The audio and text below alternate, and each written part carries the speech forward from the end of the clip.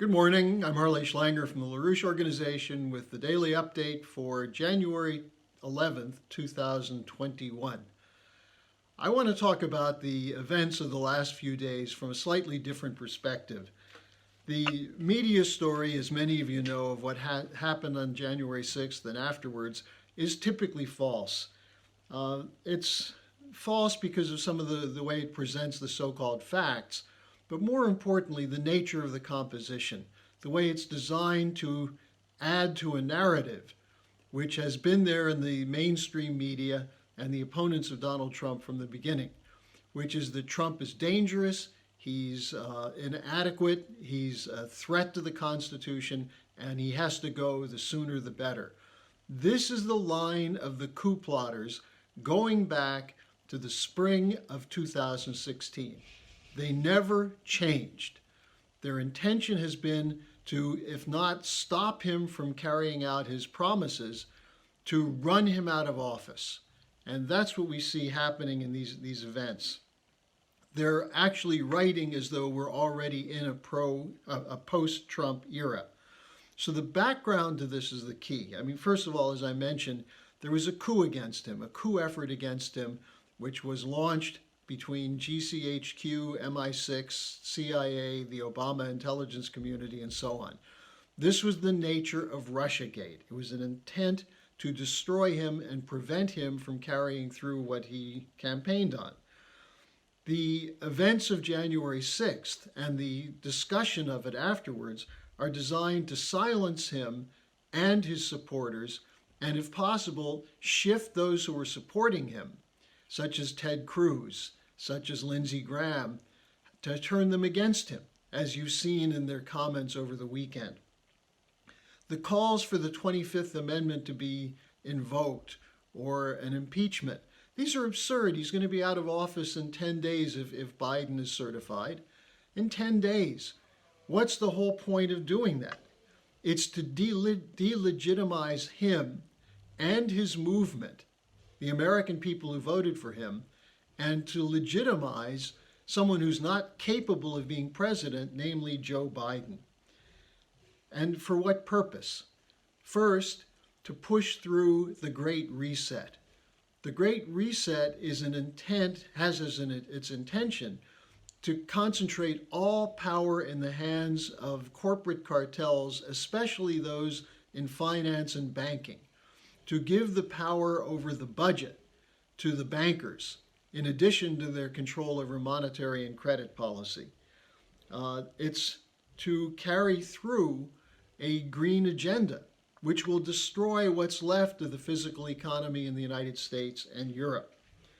And secondly, to restore the Bush-Obama strategic policy, that of a U.S.-British unilateralism, a unilateral world order under London Wall Street control backed by U.S. military.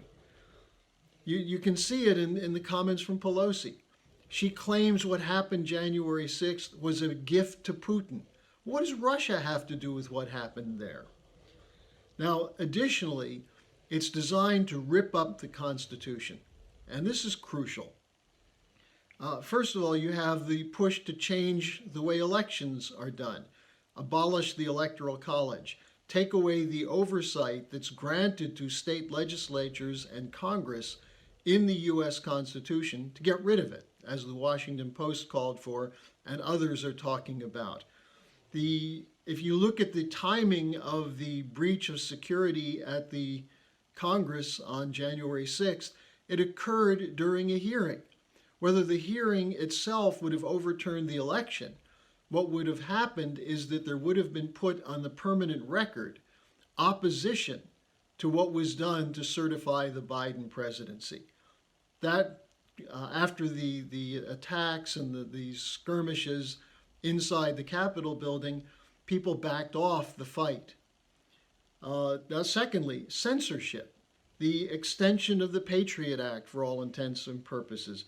Big tech is hiding behind the argument that, well, they can censor because they're private companies, whereas the First Amendment says that the government must not act against freedom of the press and freedom of speech. Private companies are allowed to. Well, are they?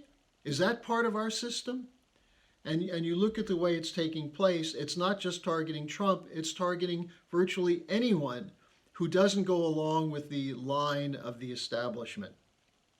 Then you look at what Pelosi did, her stunt calling General Milley, the head of the Joint Chiefs of Staff, telling him to take away from Trump control over the nuclear weapons. Well, the Constitution gives to civilian leadership, namely the president, matters of life and death for the security of the nation, not in the hands of the military.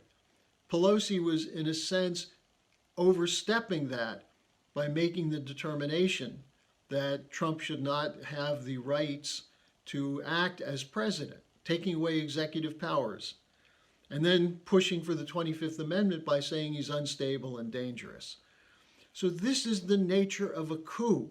If this were going on in Honduras or in Uruguay or in Botswana, the press would be saying, oh, this is a coup. But in the United States, it's being presented as a measure to protect the Constitution by ripping it up. Now, while the European and US press are pushing a virulent anti-Trump line, some are not fooled. You have the president of Mexico, who described the censorship in the United States as a new holy inquisition. And that's very significant because the US has done a lot to interfere in Mexican affairs, and yet he's basically saying that what's being done is, in the United States, reminds him of a banana republic. Lukyanov, a senior Russian official, said that the target of this whole operation is Donald Trump. And he said it's to make sure that others won't challenge the sanctity of the political establishment. So what's being done, the way it's being handled in the media and controlled, makes clear that the coup that was launched against Donald Trump is headed toward what they hope will be an ultimate final defeat of the movement that came to power in November 2016. And that's what its intent has been from the beginning. Now, there are a few things that should be investigated, and one of them is an interesting report that the Capitol Police Chief, Stephen Sund, who resigned, said that he asked repeatedly the House and Senate security officials for permission to request that the D.C. National Guard be placed on standby and brought in to help once the fighting started. They turned him down. They gave bureaucratic reasons. One of them said, well, we didn't want to appear. It's the appearances of troops in the Capitol building are not good. Well, this was obviously a stand down ordered by someone, and this should be investigated. Now, on top of this, the whole post-Trump election, the 2016 election, has to be fully exposed, because the people who are now calling for him to be removed, who are basically saying for the safety of the country he has to be removed, that was their position going back to January 2017. And the London Spectator had an article which basically laid this out, asking the question, this is before his inauguration, asking the question, will the Trump administration end by assassination, impeachment, or the 25th Amendment? Well, they haven't tried assassination yet, at least as far as we know. But impeachment and the 25th Amendment, they are trying. But if you look at the arc over this 4-year period and see that that was already being discussed in London by a publication which has ties to the networks that launched the Russiagate story, you'll see that everything that's played out over the last 4 years was scripted not by Russia, not by China, not by Venezuela, but by the U.S. intelligence community under Obama, the U.S. media, the U.S. military-industrial complex, which is the conglomerate of corporate cartels, working together with British intelligence and the overall Five Eyes operation. That's what we see that's coming out. Will the American people tolerate it? Will a Biden be able to waltz into the White House and carry out this radical restructuring of the world economy and the U.S. economy? Well, that remains to be seen. That's the fight in the days and weeks ahead. So thanks for joining me, and I'll see you again tomorrow.